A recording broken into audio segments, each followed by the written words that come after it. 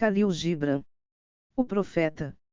No ano 12º, ao 7º dia de Ailu, o mês da colheita, galgou o monte fora da cidade e olhou para o mar, e deparou com seu navio chegando com a névoa. Então, as portas de seu coração abriram-se, e sua alegria voou longe sobre o mar. Fechando os olhos, orou no silêncio de sua alma. Mas ao descer o monte, foi invadido pela tristeza, e pensou no seu coração: como poderei ir-me em paz e sem pena? Não será sem um ferimento na alma que deixarei esta cidade. Longos foram os dias de amargura que passei dentro de suas muralhas, e longas as noites de solidão, e quem pode despedir-se sem tristeza de sua amargura e de sua solidão?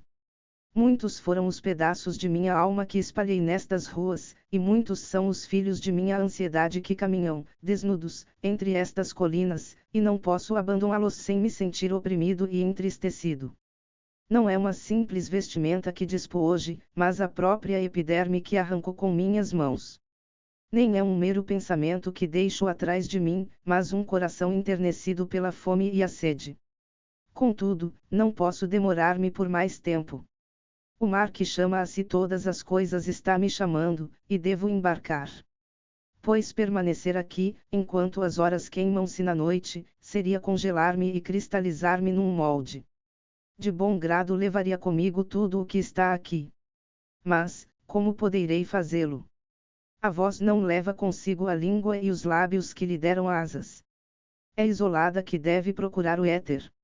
É também só e sem ninho que a águia voará rumo ao sol.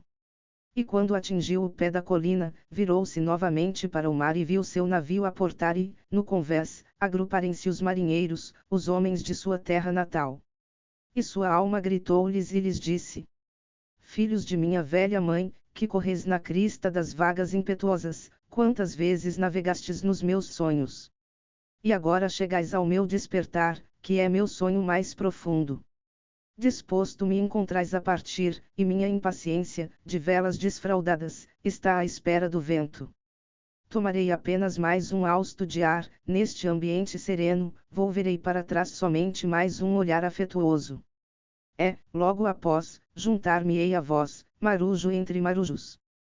E tu, vasto mar, mãe sempre acordada, que, sozinho, és paz e liberdade para o rio e o regato. Uma só volta fará ainda esta corrente, um só murmúrio sussurrará ainda nesta clareira. E depois virei a ti, gota ilimitada a um oceano ilimitado. E enquanto caminhava, viu homens e mulheres abandonarem suas hortas e vinhedos e apressarem-se rumo às portas da cidade. E ouviu suas vozes chamarem seu nome, e anunciarem de campo a campo, um para o outro, a chegada de seu navio. E disse consigo mesmo: será, acaso, o dia da separação, o dia do encontro? E será dito que meu anoitecer era, na verdade, minha aurora. E o que oferecerei àquele que deixou seu arado no meio do rego, e àquele que imobilizou a roda de seu lagar? Converter-se-á meu coração numa árvore de abundantes frutos que colherei e lhes distribuirei. E correrão meus desejos como um manancial onde lhes encherei os copos. Sou, acaso, uma harpa para que em mim toque a mão do Onipotente, ou uma flauta para que seu sopro me atravesse? Um ser em procura de silêncios, eis o que sou, e que tesouros tenho descoberto nos meus silêncios que possa distribuir com segurança. Se este é o dia de minha colheita, em que campos plantei a semente, e em que estações esquecidas. Se esta é, na verdade, a hora de levantar minha lanterna, a flama que nela brilhará não será minha. Vazia e apagada erguerei minha lâmpada. E o guardião da noite a abastecerá de azeite e a acenderá também. Essas coisas, ele expressou-as em palavras. Mas muitas coisas permaneceram inexpressas no seu coração. Pois nem ele podia externar seu segredo mais profundo. E quando entrou na cidade, o povo inteiro o recebeu, e todos estavam clamando seu nome em uma só voz. E os anciãos da cidade aproximaram-se e disseram: não nos deixes ainda. Foste um meio-dia em nosso crepúsculo, e tua juventude deu-nos sonhos para sonhar. Tu não és um estranho ou um hóspede entre nós, mas nosso filho e nosso bem-amado. Não condenes ainda nosso olhar a sofrer a fome de tua face. E os sacerdotes e as sacerdotisas disseram-lhe: Não consintas que as ondas do mar nos separem já, e os anos que entre nós passaste se tornem uma lembrança.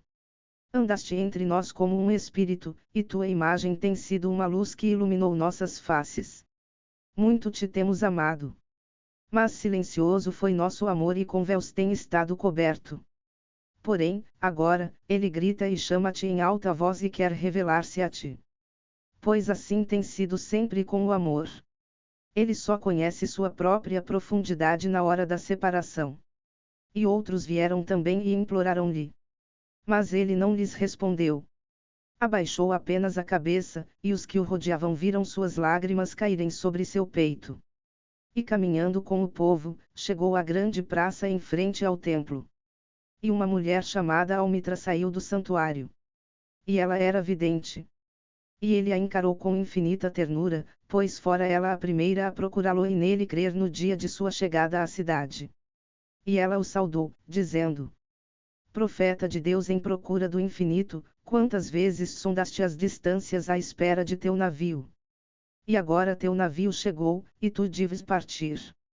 Profunda é tua nostalgia pela pátria de tuas recordações e a morada de teus maiores desejos, e nosso amor não te quererá prender, nem nossas necessidades te reterão. Uma coisa, porém, pedimos-te, antes de nos deixares, fala-nos e dá-nos algo de tua verdade. E nós a transmitiremos a nossos filhos, e eles a transmitirão aos seus filhos, e ela não perecerá. Na tua soledade, vigiaste por nossos dias e, na tua vigília, escutaste os gemidos e os risos de nosso sono. Agora revela-nos a nós próprios, e conta-nos o que te foi revelado, do que existe entre o nascimento e a morte. E ele respondeu: Povo de Orfalese, de que poderia falar-vos senão do que está agora se movendo dentro de vossas almas? Então Almitra disse: Fala-nos do amor. E ele ergueu a fronte e olhou para a multidão, e um silêncio caiu sobre eles, e com uma voz forte, dirigiu-se a eles, dizendo: Quando o amor vos chamar, segui-o. Embora seus caminhos sejam agrestes e escarpados, e quando ele vos envolver com suas asas, cedei-lhe, embora a espada oculta na sua plumagem possa ferir-vos, e quando ele vos falar, acreditai nele, embora sua voz possa despedaçar vossos sonhos como o vento devasta o jardim. Pois, da mesma forma porque o amor vos coroa, assim ele vos crucifica. E da mesma forma porque ele contribui para vosso crescimento, ele trabalha para a vossa poda. E da mesma forma porque ele sobe à vossa altura e acaricia vossos ramos mais tenros que se embalam ao sol, assim também ele desce até vossas raízes e as sacode no seu apego à terra. Como feixes de trigo, ele vos aperta junto ao seu coração. Ele vos debulha para expor a vossa nudez. Ele vos peneira para libertar-vos das palhas. Ele vos moe até a extrema brancura. Ele vos amassa até que vos torneis maleáveis. Então, ele vos leva ao fogo sagrado e vos transforma no pão místico do banquete divino. Todas essas coisas, o amor operará em vós para que conheçais os segredos de vossos corações e, com esse conhecimento, vos convertais no pão místico do banquete divino. Todavia, se no vosso temor procurardes somente a paz e o gozo do amor, então seria melhor para vós que cobrisseis vossa nudez e abandonasseis a eira do amor, para entrar no mundo sem estações, onde rireis, mas não todos os vossos risos, e chorareis, mas não todas as vossas lágrimas. O amor nada dá senão de si próprio e nada recebe senão de si próprio. O amor não possui e não se deixa possuir. Pois ele basta-se a si mesmo. Quando um de vós ama, que não diga, Deus está no meu coração, mas que diga antes, eu estou no coração de Deus. E não imagineis que possais dirigir o curso do amor, pois o amor, se vos achar dignos, determinará ele próprio o vosso curso. O amor não tem outro desejo, senão o de atingir sua plenitude. Se, contudo, amardes e precisardes ter desejos, sejam estes vossos desejos: de vos diluirdes no amor e serdes como um riacho que canta sua melodia para a noite, de conhecerdes a dor de sentir a ternura demasiada, de ficardes feridos por vossa própria compreensão do amor, e de sangrardes de boa vontade e com alegria, de acordardes na aurora com o coração alado e agradecerdes por um novo dia de amor, de descansardes ao meio-dia, e meditardes sobre o êxtase do amor, de voltardes para casa à noite com gratidão, e de adormecerdes com uma prece no coração para o bem-amado, e nos lábios uma canção de bem-aventurança. Nto, Almitra falou novamente e disse, e que nos dais as do matrimônio, mestre? E ele respondeu, dizendo: Vós nascestes juntos, e juntos permanecereis para todo o sempre. Juntos estareis quando as brancas asas da morte dissiparem vossos dias. Sim, juntos estareis até na memória silenciosa de Deus. Mas que haja espaço na vossa junção. E que os ventos do céu dancem entre vós. Amai-vos um ao outro, as não façais do amor um grilhão. Que haja antes um mar ondulante entre as praias de vossas almas, enchei a taça um do outro, mas não bebais na mesma taça. Dai de vosso pão um ao outro, mas não comais do mesmo pedaço. Cantai e dançai juntos, e sede alegres, mas deixai cada um de vós estar sozinho, assim como as cordas da lira são separadas e, no entanto, vibram na mesma harmonia. Dai vossos corações, mas não os confieis à guarda um do outro. Pois somente a mão da vida pode conter vossos corações. E vivei juntos, mas não vos aconchegueis em demasia, pois as colunas do templo erguem-se separadamente.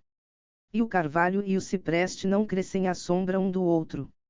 Uma mulher que carregava seu filho nos braços disse: Fala-nos dos filhos.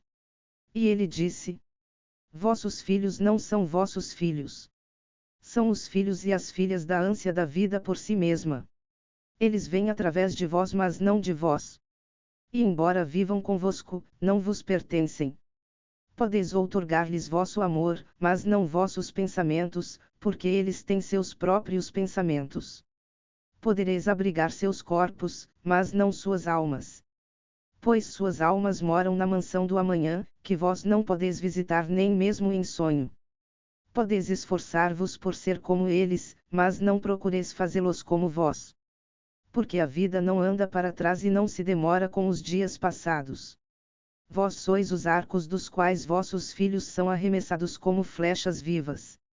O arqueiro mira o alvo na senda do infinito e vos estica com toda a sua força para que suas flechas se projetem, rápidas e para longe. Que vosso encurvamento na mão do arqueiro seja a vossa alegria. Pois assim como ele ama a flecha que voa, também ama o arco que permanece estável. Então um homem opulento disse: Fala-nos da dádiva. E ele respondeu: Vós pouco dais quando dais de vossas posses.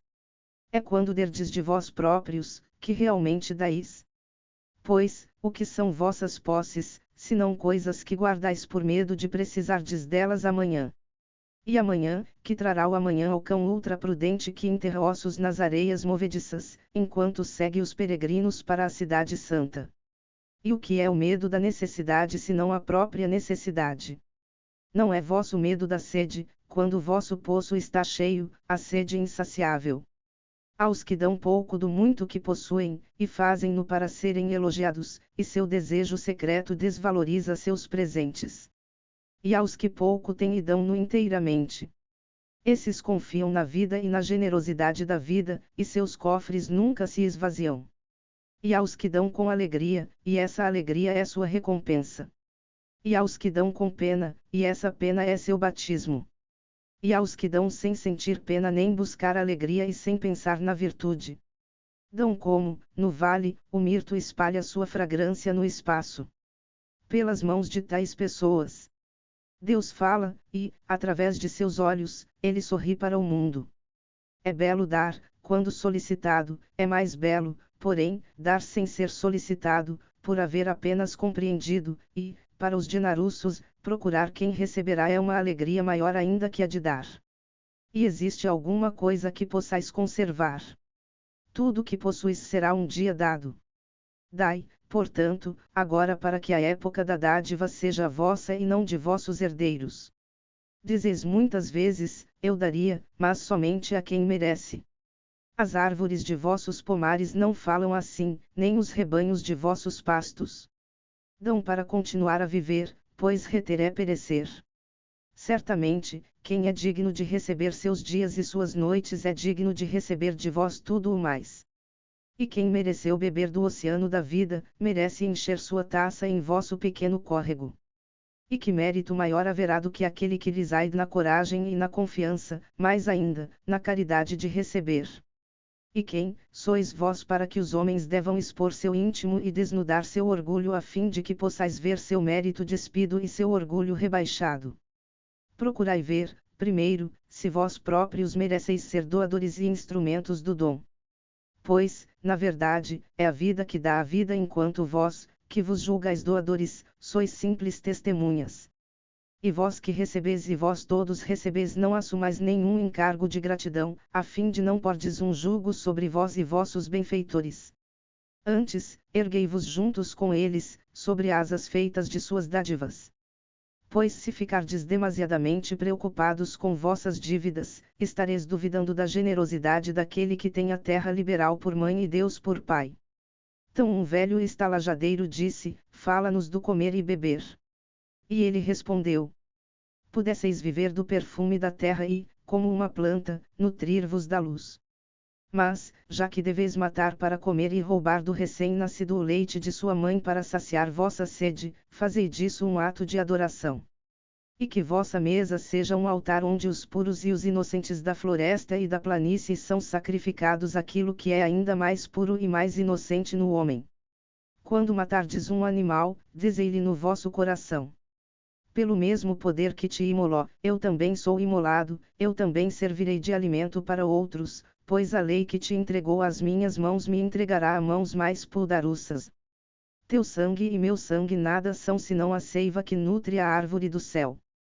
E quando morderdes uma maçã, dizei-lhe no vosso coração: tuas sementes viverão no meu corpo, e os brotos de teus amanhãs florescerão no meu coração, e teu perfume será meu hálito. Juntos, regozijar-nos-emos em todas as estações. E no outono, quando colherdes a uva de vossos vinhedos para o lagar, dizei-lhe no vosso coração: eu também sou um vinhedo, e minha fruta será recolhida para o lagar. Como um vinho novo, serei guardado em versos eternos. E no inverno, quando beberdes o vinho, que haja no vosso coração uma canção para cada taça, e que haja na canção um pensamento para os dias do outono, para o vinhedo e para o lagar. Então, um lavrador disse: fala-nos do trabalho. E ele respondeu, dizendo: vós trabalhais para acompanhar o ritmo da terra, e da alma da terra. Porque ser indolente é tornar-se um estranho às estações e afastar-se do cortejo da vida, que avança com majestade e orgulhosa submissão rumo ao infinito. Quando trabalhais, sois uma flauta através da qual o murmúrio das horas se transforma em melodia. Quem de vós aceitaria ser um caniço mudo e surdo quando tudo o mais canta em uníssono? Sempre vos disseram que o trabalho é uma maldição, e o labor, uma desgraça. Mas eu vos digo que, quando trabalhais, realizais parte do sonho mais longínquo da terra, desempenhando assim uma missão que vos foi designada quando esse sonho nasceu. Apegando-vos ao trabalho, estais na verdade amando a vida. E quem ama a vida através do trabalho, partilha do segredo mais íntimo da vida. Mas se, em vossas dores, chamais o nascimento uma aflição e a necessidade de suportar a carne, uma maldição inscrita na vossa fronte, então eu vos direi que só o suor de vossa fronte lavará esse estigma. Disseram-vos que a vida é escuridão, e no vosso cansaço, repetis o que os cansados vos disseram. E eu vos digo que a vida é realmente escuridão, exceto quando há um impulso. E todo impulso é cego, exceto quando há saber. E todo saber é vão, exceto quando há trabalho. E todo trabalho é vazio, exceto quando há amor. E quando trabalhais com amor, vós vos unis a vós próprios e uns aos outros, e a Deus. E que é trabalhar com amor? É tecer o tecido com fios desfiados de vosso próprio coração, como se vosso bem-amado tivesse que usar esse tecido. É construir uma casa com afeição, como se vosso bem-amado tivesse que habitar essa casa. É semear as sementes com ternura e recolher a colheita com alegria, como se vosso bem-amado fosse comer-lhe os frutos. É pôr em todas as coisas que fazeis um sopro de vossa alma. E saber que todos os abençoados mortos vos rodeiam e vos observam. Muitas vezes ouvi-vos dizer como se estivesseis falando em sonho: aquele que trabalha no mármore e encontra na pedra a forma de sua alma, é mais nobre do que aquele que lavra a terra. E aquele que agarra o arco-íris e o estende na tela em formas humanas, é superior àquele que confecciona sandálias para nossos pés. Porém eu vos digo, não em sono, mas no pleno despertar do meio-dia, que o vento não fala com maior doçura aos carvalhos gigantes do que a menor das folhas da relva. E grande é somente aquele que transforma o ulular do vento numa canção tornada mais suave pelo seu próprio amor. O trabalho é o amor feito visível. E se não podeis trabalhar com amor, mas somente com desgosto, melhor seria que abandonasseis vosso trabalho e vos sentasseis à porta do templo a solicitar esmolas daqueles que trabalham com alegria. Pois se cozerdes o pão com indiferença, cozereis um pão amargo, que satisfaz somente a metade da fome do homem. E se exprimerdes a uva de má vontade, vossa má vontade se destilará no vinho como veneno. E ainda que canteis como os anjos, se não tiverdes amor ao canto, tapais o ouvido do homem às vozes do dia e às vozes da noite. Então uma mulher disse, fala-nos da alegria e da tristeza. E ele respondeu: vossa alegria é vossa tristeza desmascarada. E o mesmo poço que dá nascimento a vosso riso foi muitas vezes preenchido por vossas lágrimas. E como poderia não ser assim? Quanto mais profundamente a tristeza cravar a sua garra em vosso ser, tanto mais alegria podereis conter. Não é a taça que contém vosso vinho a mesma que foi queimada no forno do oleiro. E não é a lira que acaricia vossa alma a própria madeira que foi entalhada à faca. Quando estiverdes alegres, olhai no fundo de vosso coração, e achareis que o que vos deu tristeza é aquilo mesmo que vos está dando alegria. E quando estiverdes tristes, olhai novamente no vosso coração e vereis que, na verdade, estáis chorando por aquilo mesmo que constitui o vosso deleite. Alguns dentre vós dizes, a alegria é maior que a tristeza, e outros dizem, não, a tristeza é maior. Porém, eu vos digo que elas são inseparáveis. Vêm sempre juntas, e, quando uma está sentada à vossa mesa, lembrai-vos de que a outra dorme em vossa cama. Em verdade, vós estáis suspensos como os pratos de uma balança entre vossa tristeza e vossa alegria. É somente quando estáis vazios que estáis equilibrados. Quando o guarda do tesouro vos suspende para pesar seu ouro e sua prata, então deve a vossa alegria ou a vossa tristeza subir ou descer. Então um pedreiro aproximou-se e disse, fala-nos das habitações. E ele respondeu e disse, construí com vossos sonhos um abrigo no deserto, antes de construir uma moradia no recinto da cidade. Porque da mesma forma por que voltais para casa no crepúsculo, assim faz o viajante que vive em vós, o sempre distante e solitário. Vossa casa é vosso corpo mais largo. Cresce ao sol e dorme no silêncio da noite, e ela também tem sonhos. Vossa casa não sonha e, sonhando, escapa da cidade para o bosque ou a colina.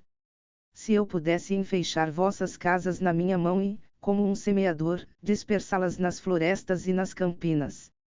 Fossem os vales vossas ruas e as vareidas verdejantes vossas aleias, para que pudesseis procurar-vos um ao outro através dos vinhedos e voltar com a fragrância da terra nas vossas roupas. Porém, o tempo dessas coisas ainda não chegou. No seu temor, vossos pais juntaram-vos demasiadamente perto uns dos outros. E esse medo sobreviverá algum tempo ainda. E durante esse tempo, as muralhas de vossas cidades separarão vossos campos. E dizei-me, povo de Orfalese, que possuis vós nessas habitações? E que objetos guardais atrás dessas portas trancadas? Acaso possuis a paz, esse impulso tranquilo que revela a vossa potência? Possuis as recordações, essas abóbadas cintilantes que amarram os camos do espírito? Possuis a beleza que conduz o coração dos objetos confeccionados com madeira e pedra para a montanha sagrada? Dizei-me, possuis tudo isto em vossas casas? Ou tendes somente o conforto e a cobiça do conforto, esse desejo furtivo que entra em casa como visita, e depois torna-se hóspede, e depois dono? Sim, e torna-se também domador e, com forcado e açoite, reduz a títeres vossos desejos mais amplos. Embora suas mãos sejam de seda, seu coração é de ferro. Ele embala-vos até dormirdes, só para rondar vosso leito e zombar da dignidade de vossos corpos, zomba também de vossos sentidos normais e deita-os na penugem macia como um vaso frágil. Na verdade, vossa paixão pelo conforto assassina as paixões mais nobres de vossa alma e, depois, zombeteira, marcha no seu enterro. Mas vós, filhos do espaço, vos os inquietos no repouso, vós não caireis em armadilhas nem sereis domesticados. Vossa casa não será uma âncora, mas um mastro. Não será uma fita reluzente que recobre um ferimento, mas uma pálpebra que protege o olho. Não dobrareis as asas para poder atravessar as portas, nem curvareis as cabeças para não bater nos tetos, nem retereis vossa respiração para não sacudir e abalar as paredes. Não morareis em tumbas feitas pelos mortos para os vivos. E apesar de sua magnificência e esplendor, vossa casa não conterá vosso segredo nem abrigará vossa nostalgia. Pois aquilo que é ilimitado em vós mora no castelo do céu, cuja porta é a bruma da aurora e cujas janelas são os cânticos e os silêncios da noite. M. Celão disse: fala-nos das roupas. E ele respondeu: vossos trajes ocultam muito de vossa beleza, porém não escondem o que não é belo. Embora procureis em trajes a proteção libertadora de vossa intimidade, neles podeis encontrar arreios e cadeias. Pudesseis enfrentar o sol e o vento com mais epiderme e menos roupas.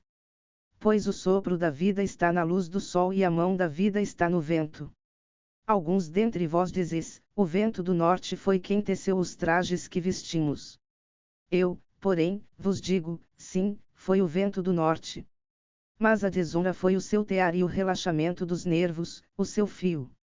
E quando completou seu trabalho, ele riu na floresta. Não esqueçais que a modéstia é um escudo contra o olhar do impuro. E quando o impuro desaparecer, que será a decência senão um obstáculo e uma mancha na alma? E não esqueçais que a terra se rejubila de sentir vossos pés desnudos e que os ventos anseiam por brincar com vossos cabelos. M. Comerciante disse: fala-nos das compras e vendas. E ele respondeu: a vós a terra oferece seus frutos, e nada vos faltará se somente souberdes como encher as mãos. É trocando as dádivas da terra que encontrareis a abundância e sereis satisfeitos. É, contudo, a menos que a troca se faça no amor e na justiça, ela conduzirá uns à avidez e outros à fome. Quando vós, trabalhadores dos campos e dos vinhedos, encontrardes no mercado os tecelões, os oleiros e os colhedores de especiarias, invocai o Espírito Mestre da terra para que desça sobre vós e santifique as balanças e os cálculos que comparam valor com valor. E não permitais que aqueles que têm as mãos vazias tomem parte nas vossas transações, eles que vos venderiam suas palavras em troca de vosso labor. A tais homens deveríeis dizer: vinde conosco aos nossos campos ou ide com nossos irmãos para o mar e jogai vossa rede, pois tanto quanto a nós, a terra e o mar vos serão de naruços.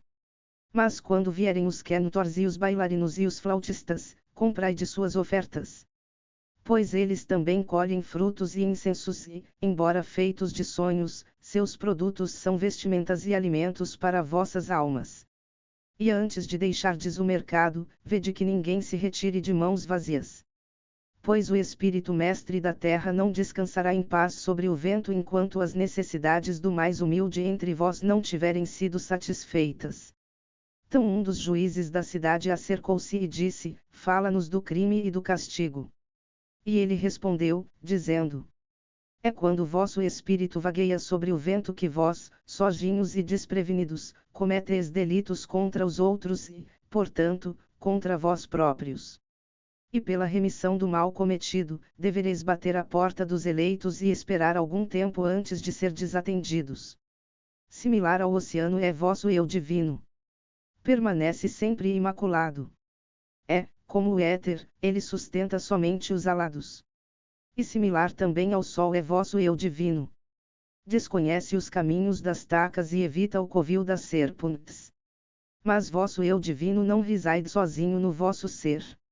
Em vós, muito é ainda do homem, e muito não é ainda do homem. Mas apenas de um pigmeu informe que vagueia sonâmbulo nas brumas, em procura de seu próprio despertar. É do homem em vós que quero agora falar. Porque é ele, e não o vosso eu divino ou o pigmeu que vagueia nas brumas, quem conhece o crime e o castigo do crime. Constantemente vos tenho ouvido falar daquele que comete uma ação má como se não fosse dos vossos, mas um estrangeiro entre vós e um intruso em vosso mundo. Mas eu vos digo, da mesma maneira que o santo e o justo não podem se elevar acima do que há de mais elevado em vós, assim o perverso e o fraco não podem descer abaixo do que há de mais baixo em vós. E da mesma forma que nenhuma folha amarelece senão com o silencioso assentimento da árvore inteira, assim o malfeitor não pode agir mal sem o secreto consentimento de todos vós. Como uma procissão, vós avançais, juntos, para vosso eu divino. Vós sois o caminho e os que caminham. E quando um dentre vós tropeça, ele cai pelos que caminham atrás dele, alertando-os contra a pedra traiçoeira. Sim, e ele cai pelos que caminham adiante dele, que, embora tendo o pé mais ligeiro e mais seguro, não removerão, contudo, a pedra traiçoeira. E ouvi também isto, embora a palavra deiva pesar rudemente sobre vossos corações. O assassinado é censurável por seu próprio assassínio. E o roubado não é isento de culpa por ter sido roubado. E o justo não é inocente das ações do mal. Sim, o culpado é, muitas vezes, a vítima do ofendido. E mais comumente ainda, o condenado carrega o fardo para o inocente e o irreprochável. Vós não podeis separar o justo do injusto e o bom do malvado. Porque ambos caminham juntos diante da face do sol, exatamente como os fios branco e negro são tecidos juntos. E quando o fio negro rompe-se, o tecelão verifica todo o tecido e examina também o tear. Se um dentre vós põe em julgamento a esposa infiel, que pese também na balança o coração de seu marido, e meça sua alma com cuidado. E aquele que deseja fustigar o ofensor, examine a alma do ofendido. E se um dentre vós pretende punir em nome da retidão e pôr o machado na árvore do mal, que considere também as raízes da árvore. Na verdade, encontrará as raízes do bem e do mal, do frutífero e do estéril, entrelaçadas no coração silencioso da terra. E vós, juízes que desejais ser justos, que julgamento pronunciareis contra aquele que, embora honesto na carne, é ladrão no espírito? E como punireis aquele que assassina o corpo, mas é, ele próprio, assassinado no espírito? E como processareis aquele que, impostor e opressor nas suas ações, é também molestado e ultrajado? E como punireis aqueles cujos remorsos já são maiores que seus delitos? Não é o remorso uma justiça aplicada por esta mesma lei que vós desejais servir? Contudo, não podeis pôr o remorso sobre o coração do inocente, nem levantá-lo do coração do culpado. Espontaneamente, ele gritará na noite para que os homens despertem e se considerem. E vós que desejais compreender a justiça, como a compreendereis sem examinar todas as ações na plenitude da luz? Somente então sabereis que o erecto e o caído são um mesmo homem, vagueando no crepúsculo entre a noite de seu eu pigmeu e o dia de seu eu divino. E que a pedra angular do templo não supera a pedra mais baixa de suas fundações. Então um advogado disse: Que pensais de nossas leis, mestre? E ele respondeu: Vós vos deleitais em estabelecer leis, mas vos deleitais ainda mais em violá-las. Tais como crianças brincando à beira do oceano edificam, pacientemente, torres de areia e, logo em seguida, as destroem entre risadas. Mas enquanto edificais vossas torres de areia, o oceano atira mais areia à praia, e quando vós as destruís, o oceano ri convosco. Na verdade, o oceano sempre ri com os inocentes. Mas que dizer daqueles para quem a vida não é um oceano, nem as leis baixadas pelo homem, torres de areia, aqueles para quem a vida é uma pedra, e a lei, um cinzel com o qual procuram esculpi-la à sua própria imagem? Que dizer do aleijado que odeia os bailarinos? E do boi que gosta de seu jugo e considera o gamo e o veado seres extraviados e vagabundos? E da serpente idosa que não pode mais largar a pele e qualifica todas as outras de desnudas e impúdicas? E daquele que chega cedo ao banquete de núpcias e, depois, saciado e esgotado, segue seu caminho, dizendo que todo festim é uma violação da lei e todo festejador um culpado? Que direi desses todos, senão que eles também se mantêm na claridade do sol, mas de costas para o sol? Vêem somente suas sombras, e suas sombras são suas leis. E que é o sol para eles senão um lançador de sombras? E que é reconhecer as leis senão curvar-se e delinear essas sombras sobre a terra? Vós, porém, que caminhais encarando o sol, que imagens desenhadas sobre a terra vos podem reter? Vós que viajais com o vento, que catavento orientará vosso curso? Que lei humana vos poderá atar quando quebrardes vosso jugo, mas não à porta de uma prisão humana? Que leis temereis se dançardes sem tropeçar em nenhuma cadeia de ferro feita pelo homem? E quem vos poderá acusar em juízo se rasgais vossas vestimentas sem as atirar no caminho alheio? Povo de Orfalese, podeis abafar o tambor e afrouxar as cordas da lira, mas quem poderá proibir a calhandra de cantar? M. Tribuno disse, fala-nos da liberdade. E ele respondeu: às portas da cidade e em vossos lores, eu vos vi prosternar-vos e adorar vossa própria liberdade, como escravos que se humilham perante um tirano e glorificam-no embora ele os destrua. Sim, na alameda do templo e à sombra da cidadela, tenho visto os mais livres entre vós carregar sua liberdade como um jugo e um grilhão. E meu coração sangrou dentro de mim, pois só podereis libertar-vos quando até mesmo o desejo de procurar a liberdade se tornar um jugo para vós, e quando cessardes de falar da liberdade como de uma meta e um fim. Sereis, na verdade, livres, não quando vossos dias estiverem sem preocupação e vossas noites sem necessidades e sem aflição. Mas, antes, quando essas coisas apertarem vossa vida e, entretanto, conseguirdes elevar-vos acima delas, desnudos e desatados. E como vos elevareis acima de vossos dias e de vossas noites se não quebrardes as cadeias com que, na madrugada de vosso entendimento, prendestes vossa hora meridiana? Na verdade, o que chamais liberdade é a mais forte destas cadeias, embora seus anéis cintilem ao sol e vos deslumbrem. E que é que quereis rejeitar para serdes livres, senão fragmentos de vós próprios? Se é uma lei injusta que pretendeis abolir, lembrai-vos de que esta lei foi escrita por vossa própria mão em vossa própria testa. Não conseguireis extingui-la, queimando vossos códigos nem lavando as faces de vossos juízes, embora despejeis o mar por cima delas. E se é um déspota que quereis destronar, verificai primeiro se seu trono erigido dentro de vós está destruído. Pois, como pode um tirano dominar os livres e os altivos, se não houver tirania na sua própria liberdade e vergonha na sua própria altivez? E se é uma preocupação que quereis rejeitar, essa preocupação foi escolhida por vós mais do que a vós imposta. E se é um temor que precisais dissipar, o centro desse temor está em vosso coração e não na mão do temido. Na verdade, todas as coisas movem-se dentro de vós em constante meio aperto, as desejadas e as receadas, aquelas que vos repugnam e aquelas que vos atraem, aquelas de que fudes e aquelas que procurais. Essas coisas movem-se dentro de vós como luzes e sombras em pares estritamente unidos. E quando a sombra desvanece e se dissipa, a luz que se demora torna-se a sombra de uma outra luz. E desta forma, quando vossa liberdade perde seus entraves, torna-se um entrave para uma liberdade maior. Sacerdotisa falou novamente e disse: fala-nos da razão e da paixão. E ele respondeu, dizendo: vossa alma é frequentemente um campo de batalha onde vossa razão e vosso juízo combatem contra vossa paixão e vosso apetite. Pudesse eu ser o pacificador de vossa alma, transformando a discórdia e a rivalidade entre vossos elementos em união e melodia. Mas como poderei fazê-lo, a menos que vós próprios sejais também pacificadores, mais ainda, namorados de todos vossos elementos? Vossa razão e vossa paixão são o leme e as velas de vossa alma navegante.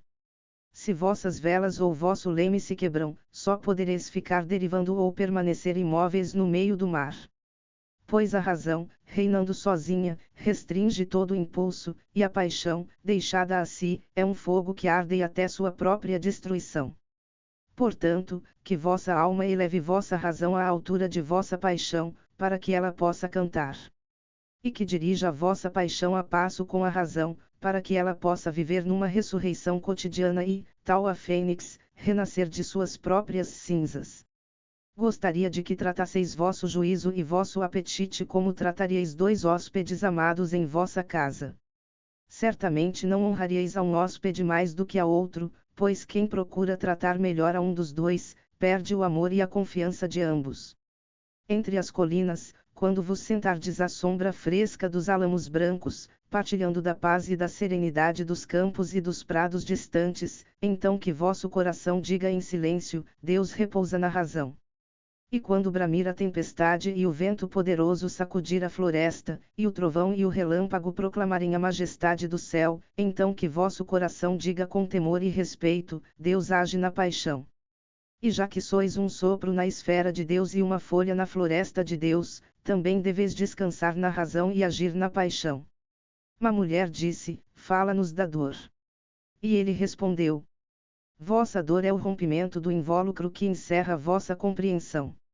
Assim como a semente da fruta deve se quebrar para que seu coração apareça ante o sol, deste mesmo modo deveis conhecer a dor. Se vossos corações pudessem viver sempre no deslumbramento do milagre cotidiano, vossa dor não vos apareceria menos maravilhosa que vossa alegria. E aceitaríeis as estações de vosso coração, como sempre aceitastes as estações que passam sobre vossos campos. E contemplaríeis serenamente os invernos de vossa aflição. Grande parte de vosso sofrimento é por vós próprios escolhida. É a amarga poção com a qual o médico que está em vós cura o vosso eu doente. Confiai, portanto, no médico, e bebei seu remédio em silêncio e tranquilidade. Porque sua mão, embora pesada e dura, é guiada pela suave mão do invisível.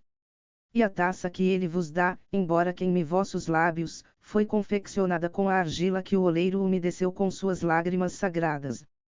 O homem disse: Fala-nos do conhecimento de si próprio. E ele respondeu, dizendo: Vossos corações conhecem em silêncio os segredos dos dias e das noites. Mas vossos ouvidos anseiam ouvir o que vossos corações sabem. Desejais conhecer em palavras aquilo que sempre conhecestes em pensamento. Quereis tocar com os dedos o corpo nu de vossos sonhos. E é bom que vós o desejeis. A fonte secreta de vossa alma precisa brotar e correr, murmurando, para o mar, e o tesouro de vossas profundezas ilimitadas precisa revelar-se a vossos olhos. Mas não useis balanças para pesar vossos tesouros desconhecidos. E não procureis explorar as profundidades de vosso conhecimento com uma vara ou uma sonda. Porque o eu é um mar sem limites e sem medidas. Não digais: encontrei a verdade. Dizei de preferência: encontrei uma verdade. Não digais: encontrei a senda da alma. Dizei de preferência: encontrei a alma andando em meu caminho. Porque a alma anda por todos os caminhos. A alma não caminha numa linha reta nem cresce como um caniço. A alma desabrocha, tal um lótus de inúmeras pétalas. Então um professor disse: Fala-nos do ensino. E ele disse: Nenhum homem poderá revelar-vos nada senão o que já está meio adormecido na aurora do vosso entendimento. O mestre que caminha à sombra do templo, rodeado de discípulos, não dá de sua sabedoria, mas sim de sua fé e de sua ternura. Se ele for verdadeiramente sábio, não vos convidará a entrar na mansão de seu saber, mas antes vos conduzirá ao limiar de vossa própria mente. O astrônomo poderá falar-vos de sua compreensão do espaço, mas não vos poderá dar sua compreensão. O músico poderá cantar para vós o ritmo que existe em todo o universo, mas não vos poderá dar o ouvido que capta a melodia, nem a voz que a repete. E o versado na ciência dos números poderá falar-vos do mundo dos pesos e medidas, mas não vos poderá levar até lá. Porque a visão de um homem não empresta suas asas a outro homem. E assim como qualquer de vós se mantém só no conhecimento de Deus, assim cada um de vós deve ter sua própria compreensão de Deus e sua própria interpretação das coisas da terra. Pois o que vós amais nele pode tornar-se mais claro na sua ausência, como para o alpinista a montanha aparece mais clara, vista da planície. E que não haja outra finalidade na amizade a não ser o amadurecimento do espírito. Pois o amor que procura outra coisa a não ser a revelação de seu próprio mistério não é amor, mas uma rede armada, e somente o inaproveitável é nela apanhado. E que o melhor de vós próprios seja para vosso amigo. Se ele deve conhecer o fluxo de vossa maré, que conheça também o seu refluxo. Pois, que achais seja vosso amigo para que o procureis somente a fim de matar o tempo. procurai-o sempre com horas para viver. Pois o papel do amigo é o de encher vossa necessidade, e não vosso vazio. E na doçura da amizade, que haja risos e o partilhar dos prazeres. Pois no orvalho de pequenas coisas, o coração encontra sua manhã e se sente refrescado. Então um literato disse: fala-nos da conversação. E ele respondeu: vos falais quando deixais de estar em paz com vossos pensamentos. E quando não podeis mais viver na solidão de vosso coração, procurais viver nos vossos lábios, e encontrais então uma diversão e um passatempo nas vibrações emitidas. E em grande parte de vossas conversações, o pensamento é meio assassinado. Pois o pensamento é uma ave do espaço que, numa gaiola de palavras, pode abrir suas asas mas não pode voar. Há entre vós aqueles que procuram os faladores, por medo da solidão. O silêncio da solidão revela-lhes seu eu desnudo, e eles preferem escapar-lhe. E há aqueles que falam e, sem saber ou prever, revelam uma verdade que eles próprios não compreendem. E há aqueles que possuem a verdade dentro de si, mas não a expressam em palavras. No íntimo de tais pessoas, o espírito habita num silêncio rítmico. Quando encontrardes vosso amigo na rua ou no mercado público, deixai que o espírito que está em vós ponha em movimento vossos lábios e dirija a vossa língua. E que a voz escondida na vossa voz fale ao ouvido de seu ouvido. Pois sua alma guardará a verdade de vosso coração, como é lembrado o sabor do vinho, mesmo depois que a sua cor houver sido esquecida, e a taça que o continha não mais existir. Um adolescente disse: fala-nos da amizade. E ele respondeu, dizendo: vosso amigo é a satisfação de vossas necessidades. Ele é o campo que semeais com carinho e ceifais com agradecimento. E vossa mesa e vossa lareira. Pois ai-dos a ele com vossa fome e o procurais em busca de paz. Quando vosso amigo expressa seu pensamento, não temais o não de vossa própria opinião, nem prendais o sim. E quando ele se cala, que vosso coração continue a ouvir seu coração. Porque na amizade, todos os desejos, ideais, esperanças, nascem e são partilhados sem palavras, numa alegria silenciosa. Quando vos separais de vosso amigo, não vos aflijais. Pois o que há mais nele pode tornar-se mais claro na sua ausência, como para o alpinista a montanha aparece mais clara, vista da planície. E que não haja outra finalidade na amizade a não ser o amadurecimento do espírito. Pois o amor que procura outra coisa a não ser a revelação de seu próprio mistério não é amor, mas uma rede armada, e somente o inaproveitável é nela apanhado. E que o melhor de vós próprios seja para vosso amigo. Se ele deve conhecer o fluxo de vossa maré, que conheça também o seu refluxo. Pois, que achais seja vosso amigo para que o procureis somente a fim de matar o tempo.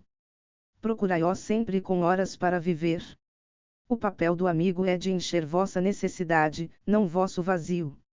E na doçura da amizade, que haja risos e o partilhar dos prazeres.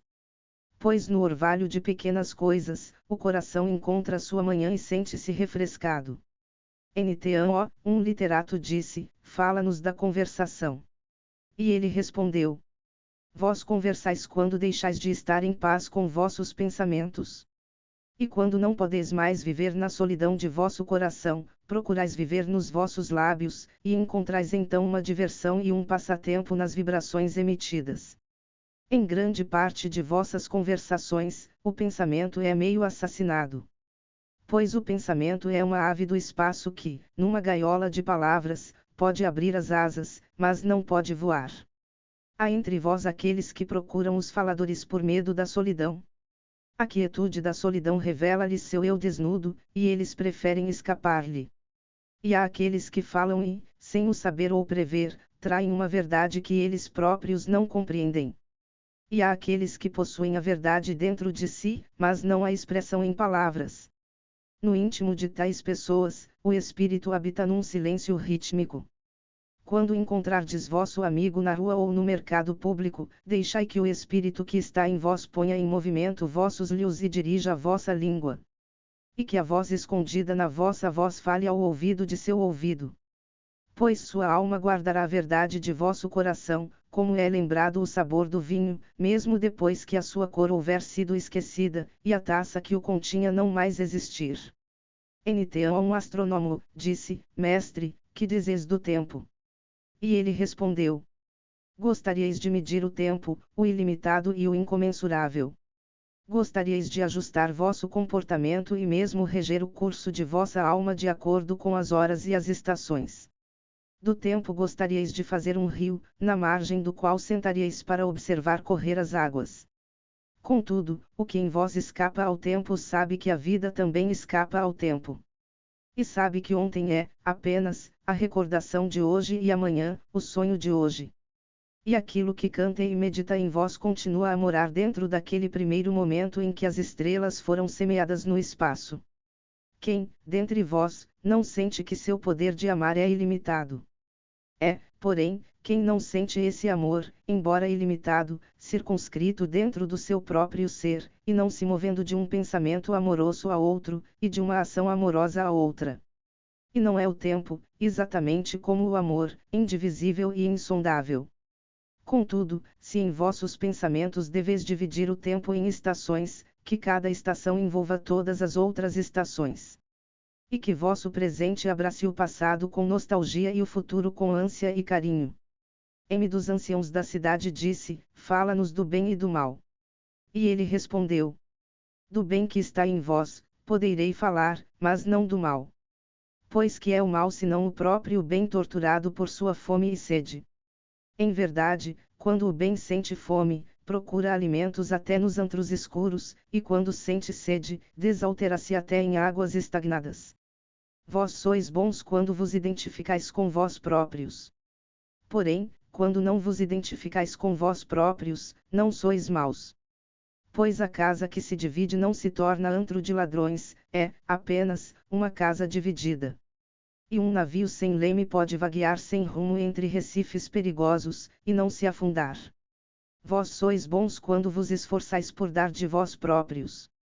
Porém, não sois maus quando vos limitais a procurar o lucro. Pois, quando lutais pelo lucro, sois simplesmente raízes que se agarram à terra e sugam seu seio. Certamente a fruta não pode dizer à raiz: sê como eu, madura e plena, e sempre generosa de tua abundância. Pois, para a fruta, dar é uma necessidade como, para a raiz, receber é uma necessidade. Vós sois bons quando falais plenamente acordados. Porém, não sois maus quando adormeceis enquanto vossa língua tartamudeia sem propósito. E mesmo um discurso gaguejante pode fortalecer uma língua débil. Vós sois bons quando andais rumo a vosso objetivo, firmemente e com passos intrépidos. Porém, não sois maus quando aides cocheando. Mesmo aqueles que cocheiam não andam para trás. Mas vós que sois fortes e velozes, guardai-vos de cochear por complacência na presença dos coxos. Vós sois bons de inumeráveis maneiras, e não sois maus quando não sois bons. Estais apenas ociosos e indolentes. Pena que as gazelas não possam ensinar a velocidade às tartarugas. Na vossa ânsia pelo vosso eu gigante está a vossa bondade, e essa ânsia está em todos vós. Mas em alguns, essa ânsia é uma torrente que se precipita impetuosamente para o mar, carregando os segredos das colinas e as canções da floresta. Em outros, é uma corrente preguiçosa que se perde em mindros, e serpenteia, arrastando-se, antes de atingir a costa. Mas que aquele que muito deseja se guarde de dizer àquele que pouco deseja, porque és lento e atrasado. Pois o verdadeiramente bom não pergunta ao desnudo: onde está tua roupa? Nem ao desabrigado: que aconteceu à tua casa? Então uma sacerdotisa disse: fala-nos da prece. E ele respondeu, dizendo: Vós rezais nas vossas aflições e necessidades, pudesseis também rezar na plenitude de vossa alegria e nos dias de abundância. Pois que é a oração senão a expansão de vosso ser para o éter vivente? E se constitui conforto exalar vossas trevas no espaço, maior conforto sentireis quando exalardes a aurora de vosso coração. E se não podeis reter vossas lágrimas quando vossa alma vos chama para orar, ela vos deveria esporear repetidamente, embora chorando, até que aprendesseis a orar com alegria. quando rezais, vos elevais até encontrardes, nas alturas, aqueles que estão orando à mesma hora, e que, fora da oração, talvez nunca encontrasseis.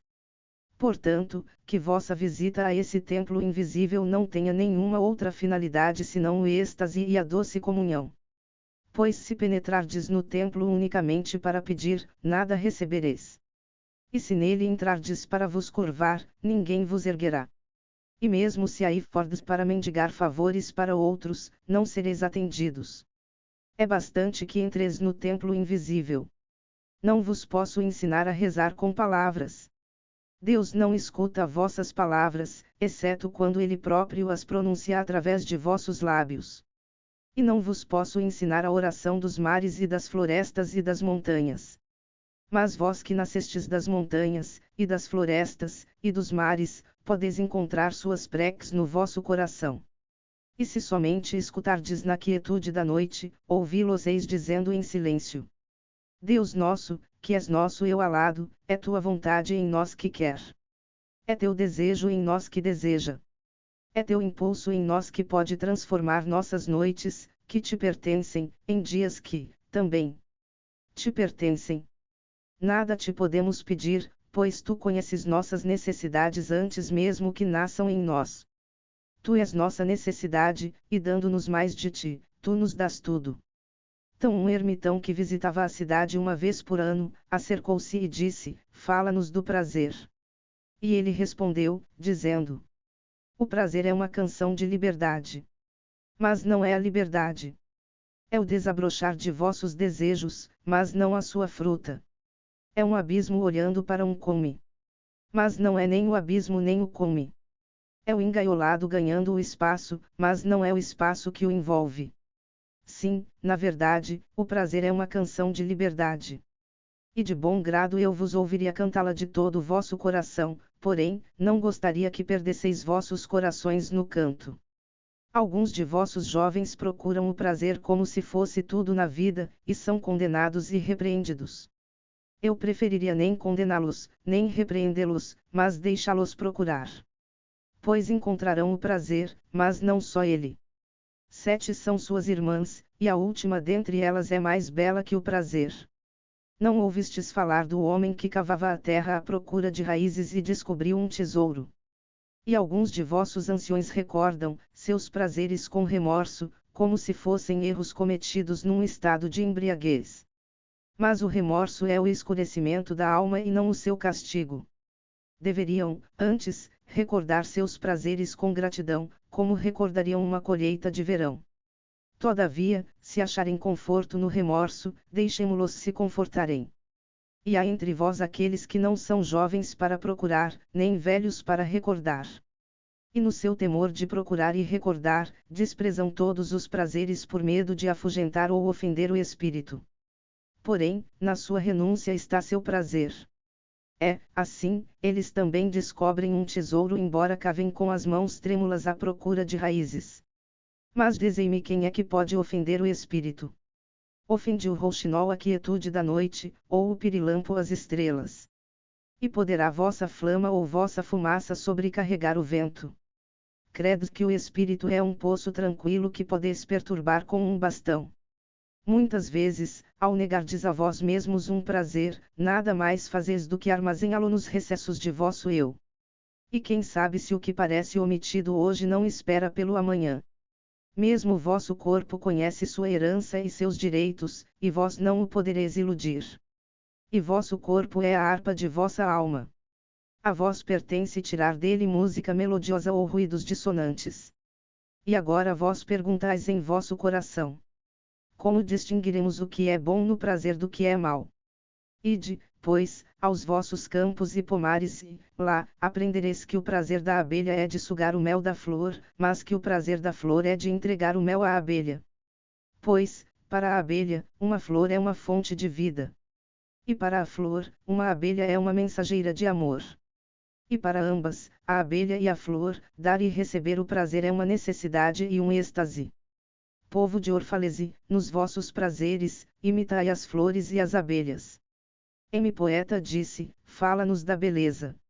E ele respondeu: Onde procurareis a beleza e como a podereis encontrar a menos que ela mesma seja vosso caminho e vosso guia? E como podereis falar a menos que ela mesma teça vossas palavras? Os aflitos e os feridos dizem, a beleza é amável e suave. Como uma jovem mãe, meio encabulada na sua glória, ela caminha entre nós. Os apaixonados dizem, não, a beleza é uma força poderosa e temível. Como a tempestade, ela sacode a terra abaixo e o céu acima. Os cansados e os gastos dizem, a beleza é um murmúrio suave. Ela fala em nosso espírito. Sua voz cede aos nossos silêncios como uma luz tênue que treme por medo da sombra. Mas os turbulentos dizem, nós a ouvimos gritar entre as montanhas. E com seus gritos chegavam o tropel de cavalos, o bater de asas e o rugir de leões. À noite, os guardas da cidade dizem, a beleza despontará do oriente, com a aurora. Ao meio-dia, os trabalhadores e os transeuntes dizem, nós a temos visto inclinada sobre a terra, das janelas do poente. No inverno, os prisioneiros da neve dizem, ela virá com a primavera, pulando sobre as colinas. E no calor do verão, os ceifeiros dizem, nós a vimos dançar com as folhas do outono, e havia neve no seu cabelo. Todas essas coisas, vós dissestes da beleza. Porém, na verdade, não falastes dela, mas de desejos insatisfeitos. E a beleza não é um desejo, mas um êxtase. Não é uma boca sequiosa, nem uma mão vazia que se estende, mas, antes, um coração inflamado e uma alma encantada. Ela não é a imagem que desejais ver, nem a canção que desejais ouvir. Mas, antes, a imagem que contemplais com olhos velados e a canção que ouves com ouvidos tapados. Não é a seiva por baixo da cortiça enrugada, nem uma asa atada a uma garra. Mas, sim, um pomar sempre em flor, e uma multidão de anjos em voo. Povo de Orfalese, a beleza é a vida quando a vida desvela seu rosto sagrado. Mas vós sois a vida, e vós sois o véu. A beleza é a eternidade olhando para si própria num espelho. Mas vós sois a eternidade, e vós sois o espelho. Então um velho sacerdote disse, fala-nos da religião. E ele disse, tenho eu falado de outra coisa hoje. Não é a religião todas as nossas ações e reflexões. E tudo o que não é ação nem reflexão, mas aquele espanto e aquela surpresa sempre brotando na alma, mesmo quando as mãos talham a pedra ou manejam o tear. Quem pode separar sua fé de suas ações, ou sua crença de seus afazeres? Quem pode espalhar suas horas perante si, dizendo, esta é para Deus, e essa é para mim, esta é para minha alma, e essa é para meu corpo? Todas vossas horas são asas que adejam através do espaço, passando de um eu ao outro. Aquele que veste sua moralidade como veste seus melhores trajes, melhor seria que andasse desnudo. O vento e o sol não cavarão buracos na sua pele. E aquele que traça sua conduta pela ética, encarcera seu pássaro cantor numa gaiola. A mais livre canção não chega através de barras e éramos. E aquele para quem a adoração é uma janela a abrir, mas também a fechar, não visitou ainda o santuário de sua alma, cujas janelas permanecem abertas de aurora a aurora. Vossa vida cotidiana é vosso templo e vossa religião. Todas as vezes que penetrais nela, levai convosco todo o vosso ser. Levai o arado, a forja, o macete e a lira. Todas as coisas que modelastes por necessidade ou por prazer. Pois nos vossos sonhos, não podeis elevar-vos acima de vossas realizações nem cair abaixo de vossos fraquessos. E levai convosco todos os homens. Pois na vossa adoração, não podeis voar acima de suas esperanças nem aviltar-vos abaixo de seu desespero. E se quereis conhecer a Deus, não procureis transformar-vos em decifradores de enigmas. Olhai, antes, à vossa volta e encontrá-lo-eis a brincar com vossos filhos. E erguei os olhos para o espaço e vê-lo-eis caminhando nas nuvens, estendendo seus braços no relâmpago e descendo na chuva. E o vereis sorrindo nas flores e agitando as mãos nas árvores. Então Almitra falou, dizendo, gostaríamos de interrogar-te a respeito da morte. E ele disse: quereis conhecer o segredo da morte? Mas como poderíeis descobri-lo se não o procurardes no coração da vida? A coruja, cujos olhos, feitos para a noite, são velados ao dia, não pode descortinar o mistério da luz. Se quereis realmente contemplar o espírito da morte, abri amplamente as portas de vosso coração ao corpo da vida. Pois a vida e a morte são uma e a mesma coisa, como o rio e o mar são uma e a mesma coisa. Na profundidade de vossas esperanças e aspirações dorme vosso silencioso conhecimento do além, e como sementes sonhando sob a neve. Assim vosso coração sonha com a primavera. Confiai nos sonhos, pois neles se ocultam as portas da eternidade. Vosso temor da morte é semelhante ao temor do camponês quando se encontra diante do rei, e este estende-lhe sua mão em sinal de consideração. O camponês não se regozija, apesar do seu temor, de receber as insígnias do rei. Contudo, não está ele mais atento ao seu temor que à distinção recebida. Pois, que é morrer se não expor-se, desnudo, aos ventos e dissolver-se no sol? E que é cessar de respirar se não libertar o hálito de suas marés agitadas, a fim de que se levante e se expanda e procure a Deus livremente? É somente quando beberdes do rio do silêncio que podereis realmente cantar. É somente quando atingirdes o cume da montanha que começareis a subir. É quando a terra reivindicar vossos membros que podereis verdadeiramente dançar.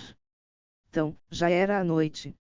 E Almitra, a vidente, disse: Bendito seja este dia e este lugar e teu Espírito que nos falou.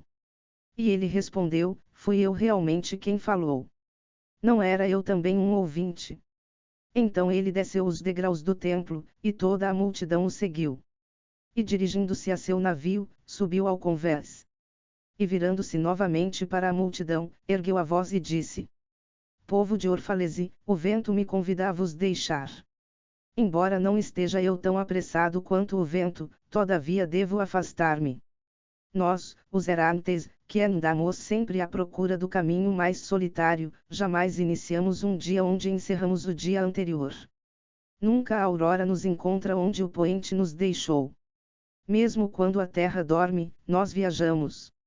Somos as sementes de uma planta tenaz, e é quando amadurecemos e atingimos nossa plenitude de coração, que o vento se apodera de nós e nos espalha. Breves foram meus dias entre vós, e mais breves ainda as palavras que pronunciei. Mas se um dia minha voz se desvanecer em vossos ouvidos, e se meu amor se evaporar de vossa memória, então voltarei a vós. E com um coração mais fecundo e lábios mais obedientes à voz do Espírito, falar-vos-ei de novo. Sim, voltarei com a maré. E embora a morte me oculte, e o grande silêncio me envolva, procurarei novamente vossa compreensão. E não procurarei em vão. Se algo do que vos disse for verdade, essa verdade vos será revelada com voz mais sonora e em palavras mais acessíveis ao vosso entender. Vou-me com o vento, povo de Orfalense, mas não descerei ao vácuo do nada. E se este dia não foi a realização de vossas aspirações e de meu amor, fique ao menos como a promessa de um encontro futuro. Transformam-se as necessidades do homem, mas não seu amor, não seu desejo de ver suas necessidades satisfeitas pelo seu amor. Sabei, portanto, que voltarei do meio do silêncio supremo. A neblina, que desaparece ao alvorecer, deixando somente orvalho nos campos, eleva-se, condensa-se em nuvem e cai sobre a terra como chuva. E não diferente da neblina tenho sido eu. Na calma da noite passeava em vossas ruas, e meu espírito penetrava em vossas casas. O pulsar de vossos corações repercutia no meu coração, e vosso hálito flutuava sobre meu rosto, e assim vos conheci a todos. Sim, conheci vossas alegrias e vossas mágoas, e quando dormieis, vossos sonhos eram meus sonhos. E muitas vezes estive entre vós como um lago no meio das montanhas. E minhas águas refletiam os campos que se elevam em vós e as vertentes inclinadas e os rebanhos errantes de vossos pensamentos e de vossos desejos. E ao meu silêncio afluirão, como torrentes, os risos de vossas crianças e, como rios, as ânsias de vossos adolescentes. E quando atingiam a minha profundidade, as torrentes e os rios continuavam a cantar. E todavia, algo mais terno que o riso e maior que as ânsias veio a mim. Era o ilimitado em vós. O imenso homem do qual sois meras células e músculos. Ele, em cujo cântico todas vossas canções nada mais são do que murmúrios indistintos. É nesse homem grandioso que vós sois grandiosos. E foi contemplando-o que aprendi a vós contemplar e amar. Pois, que distâncias pode o amor atravessar, que não estejam contidas nesta imensa esfera? Que visões, que esperanças, que presunções podem elevar-se acima desse voo? Como um carvalho gigante recoberto de flores de macieira, é o homem imenso que está em vós. Sua potência vos liga à terra, sua fragrância vos eleva no espaço, e sua durabilidade vos dá a imortalidade. Disseram-nos que, como uma corrente, vós sois tão frágeis quanto o vosso elo mais frágil. Essa é somente a metade da verdade. Vós sois, também, tão fortes quanto o vosso elo mais forte.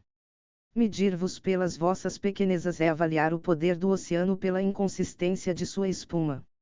Julgar-vos pelas vossas falhas é como censurar as estações pela sua instabilidade. Sim, vós sois como um oceano. E embora os navios encalhados sobre vossas costas esperem o fluxo da maré, não podeis acelerar vossos fluxos. E sois também como as estações. E embora em vosso inverno negueis vossa primavera, a primavera, que descansa dentro de vós, sorri na sua letargia e não se ofende. Não penseis que digo essas coisas para que repitais um ao outro, ele nos elogiou bastante. Ele só viu nossas qualidades. Eu somente expresso em palavras o que já sabeis em pensamento. E o que é o saber expresso em palavras, senão a sombra do saber sem palavras? Vossos pensamentos e minhas palavras são ondas que rolam de uma memória selada que guarda o registro de vosso passado, e dos dias em que a terra nos ignorava e ignorava-se a si mesma, e das noites em que a terra era criada na confusão. Muitos sábios vieram oferecer-vos sua sabedoria. Eu vim tomar de vossa sabedoria. E eis que encontrei o que é superior à sabedoria. Um espírito em fogo que se alimenta de si próprio e cresce constantemente. Enquanto vós, desatentos a esse crescimento, lastimais a consumação de vossos dias. É a vida à procura da vida em corpos temerosos da sepultura. Não há sepultaras por aqui. Estas montanhas e planícies são berços e alpondras. Cada vez que passais pelo campo onde enterrastes vossos antepassados, olhai bem e vereis a vós e a vossos filhos dançando de mãos dadas. Na verdade, vos regozijais muitas vezes sem sabê-lo. Outros vos têm procurado, a quem, em troca de promessas douradas, só destes riquezas, poder e glória. Eu vos tenho dado menos que uma promessa, e, no entanto, fostes mais generosos comigo. Destes-me uma sede mais profunda de viver. Certamente não se pode fazer dom maior a um homem que converter seus desígnios em lábios ávidos, e toda a vida em um manancial. E nisto consiste minha honra e minha recompensa. Que toda vez que venho à fonte para beber, encontro a própria água sedenta, e ela me bebe enquanto a bebo. Certos entre vós me têm julgado demasiadamente orgulhoso e reservado por haver recusado presentes. Embora me tenha nutrido de bagas entre as colinas, quando vós me queríeis instalar à vossa mesa. E tenha dormido nos pórticos do templo, quando me teríeis abrigado com prazer. Contudo, não foi vossa carinhosa preocupação com meus dias e noites que tornou meus alimentos deliciosos e povoou meu sono de visões. Abençoo-vos particularmente por isto. Vós dais muito, e não sabeis que dais. Na verdade, a bondade que se mira em um espelho converte-se em pedra. E uma boa ação que se admira a si própria vira maldição. E alguns dentre vós me acharam distante e embriagado com minha solidão.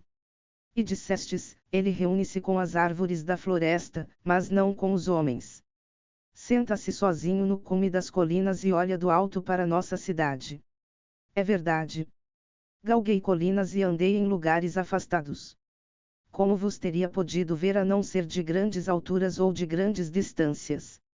Como pode alguém estar perto se não estiver longe?